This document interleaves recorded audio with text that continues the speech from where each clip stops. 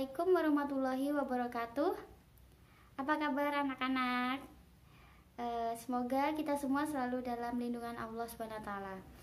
Ya, perkenalkan, nama Ustazah yaitu Ustazah Fitra. Insya Allah mulai hari ini Ustazah akan mengajarkan pelajaran matematika untuk kalian. Baiklah, yang pertama, Bismillahirrahmanirrahim. Kita masih ingat gak kalian tentang bilangan bulat?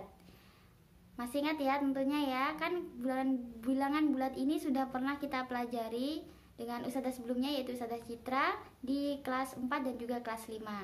Ya, di sini Ustazah akan mengulang sedikit ya, yaitu bilangan bulat adalah bilangan yang terdiri dari bilangan bulat positif, bilangan bulat negatif, dan juga nol. Dan apabila kita tulis gambarkan ya akan seperti ini ya bentuknya.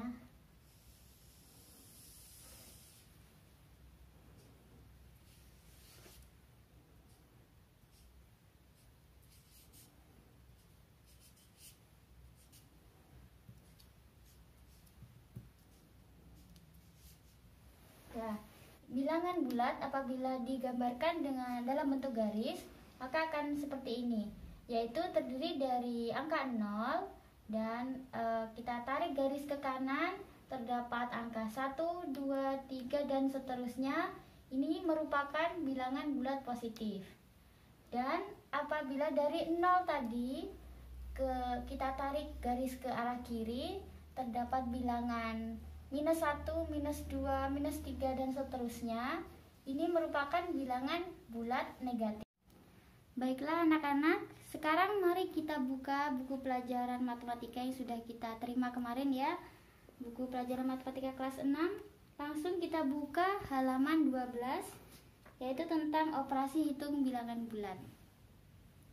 Ya, pertama kita akan mempelajari lagi tentang sifat-sifat dari operasi hitung bilangan bulat yang sebelumnya kita sudah mempelajari di kelas 5 dan juga kelas 4. Kita akan mengulang sedikit lagi ya tentang sifat-sifat dari operasi hitung bilangan bulat. Sifat yang pertama yaitu sifat komutatif.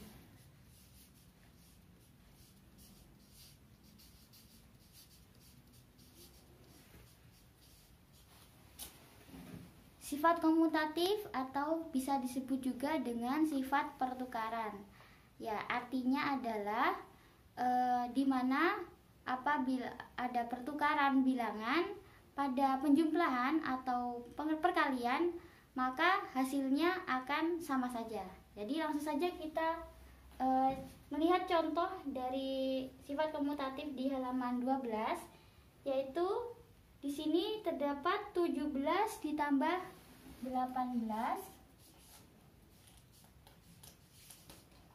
sama dengan 18 ditambah 17. Di sini yang dimaksud sifat komutatif adalah 17 ditambah 18 sama dengan 18 ditambah 17. Posisi 18 di sisi kanan, apabila kita tempatkan di sebelah kiri, hasilnya akan sama saja, yaitu sama dengan 35. Sudah bisa dimengerti? Selanjutnya yaitu pada operasi perkalian.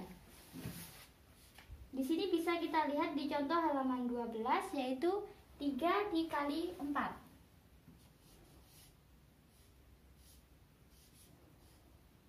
Maka menurut sifat komutatif dari operasi bilangan bulat, 3 dikali 4 akan sama hasilnya dengan 4 dikali 3, yaitu hasilnya adalah 12.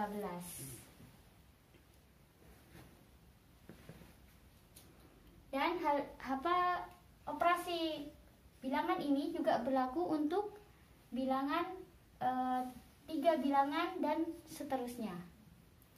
Misalnya 3 angka yaitu 2 ditambah 3 ditambah 4, maka hasilnya akan sama seperti 4 ditambah 3 ditambah 2, yaitu 9.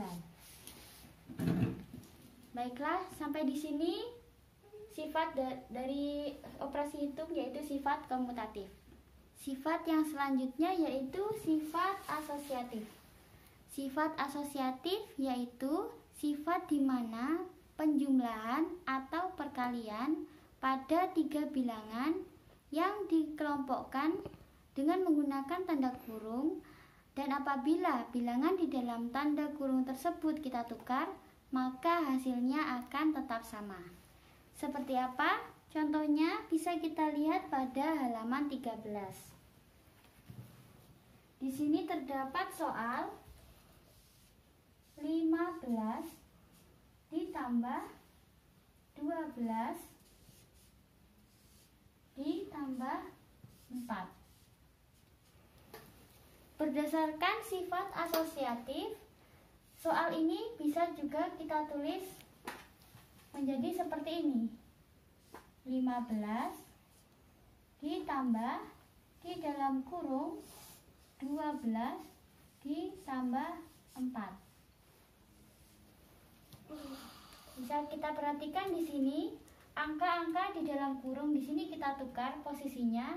Yang di dalam kurung tadinya 15 ditambah 12, kita tukar menjadi 12 ditambah 4. Yaitu hasilnya di sini 27 ditambah 4. Dan di sebelah sini 15 ditambah 16. Hasilnya akan sama, yaitu 31. Nah, selanjutnya sifat yang ketiga yaitu sifat distributif. Tapi sebelum kita mempelajari lagi sifat distributif, kita pelajari dulu mengenai operasi hitung campuran. Operasi hitung campuran yaitu operasi hitung yang melibatkan penjumlahan, pengurangan, perkalian, dan pembagian di dalam suatu soal. Di sini terdapat contoh 2 ditambah 3 dikali 5 sama dengan titik-titik. Di sini terdapat operasi penjumlahan dan juga perkalian. Bagaimana cara kita menyelesaikan soal ini? Pertama-tama kita harus memahami terlebih dahulu aturan-aturan yang berlaku pada operasi hitung campuran. Aturan yang pertama yaitu operasi perkalian dan pembagian memiliki kedudukan yang sama, sehingga pada pengerjaannya kita kerjakan urut dari sebelah kiri. Contohnya 4 dibagi 2 dikali 3 sama dengan, kita kerjakan dahulu yang sebelah kiri. Di sini terdapat pembagian, maka kita kerjakan dulu 4 dibagi 2 sama dengan 2 dikali 3. Hasilnya 2 kali 3 sama dengan 6. Selanjutnya penjumlahan dan pengurangan memiliki kedudukan yang sama, sehingga apabila di dalam suatu soal terdapat penjumlahan dan pengurangan, maka pengerjaannya kita kerjakan urut dari yang sebelah kiri. Misalnya di sini terdapat soal 2 ditambah 3 dikurangi 4. Maka kita kerjakan terlebih dahulu yang sebelah kiri, yaitu 2 ditambah 3 sama dengan 5 dikurangi 4. Sehingga hasilnya 5 dikurangi 4 sama dengan 1. Baiklah, aturan yang kedua dari operasi hitung campuran yaitu operasi perkalian dan juga operasi pembagian memiliki kedudukan yang lebih tinggi daripada operasi penjumlahan dan juga pengurangan.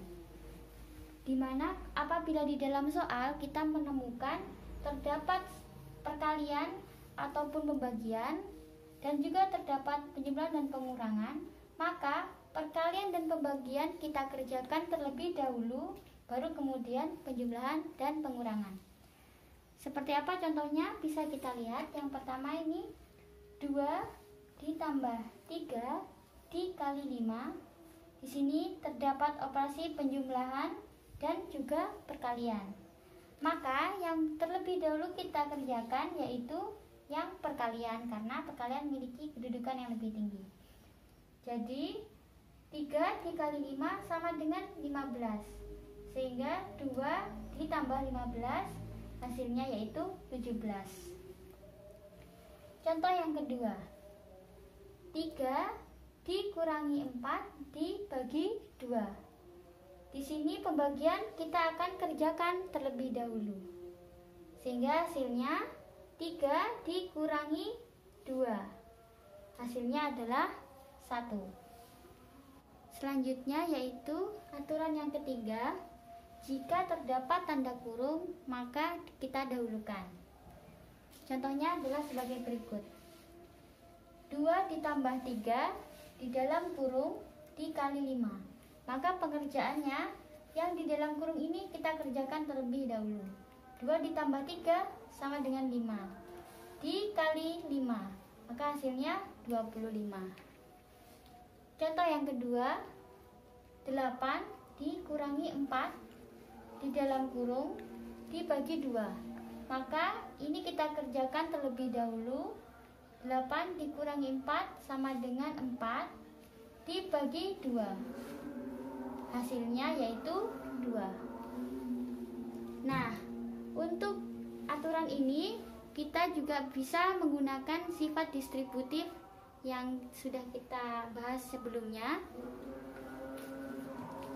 Sehingga dari soal-soal ini kita bisa juga menulisnya sebagai berikut. 2 ditambah 3 dikali 5.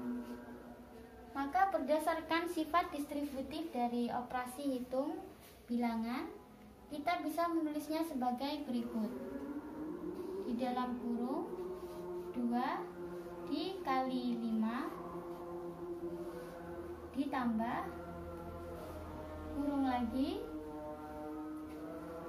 3 dikali 5 sama dengan 2 kali 5 sama dengan 10 ditambah 3 kali 5 sama dengan 15.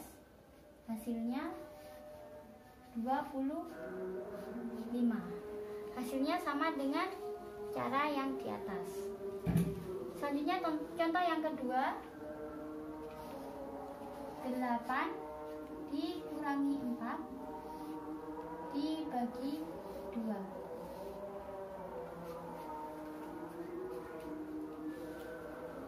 Dari sini berdasarkan sifat distributif atau penyebaran, kita bisa menulisnya sebagai berikut. 8 dibagi 2 dikurangi 4 dibagi 2 sama dengan 8 dibagi 2 hasilnya 4 dikurangi 4 dibagi 2 hasilnya 2. Maka hasilnya adalah 4 dikurangi 2 sama dengan 2. Hasilnya sama dengan cara yang ada di atas.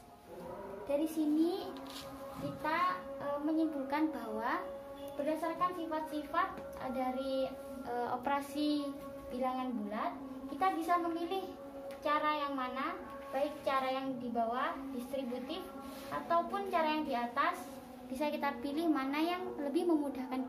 Baiklah anak-anak, itu tadi materi kita untuk hari ini. Jangan lupa untuk tetap semangat terus belajar di rumah ya. Kalau ada pertanyaan, misalnya kalian ada yang kurang paham, kalian bisa langsung WA ke nomor Ustadzah. Oke, assalamualaikum warahmatullahi wabarakatuh.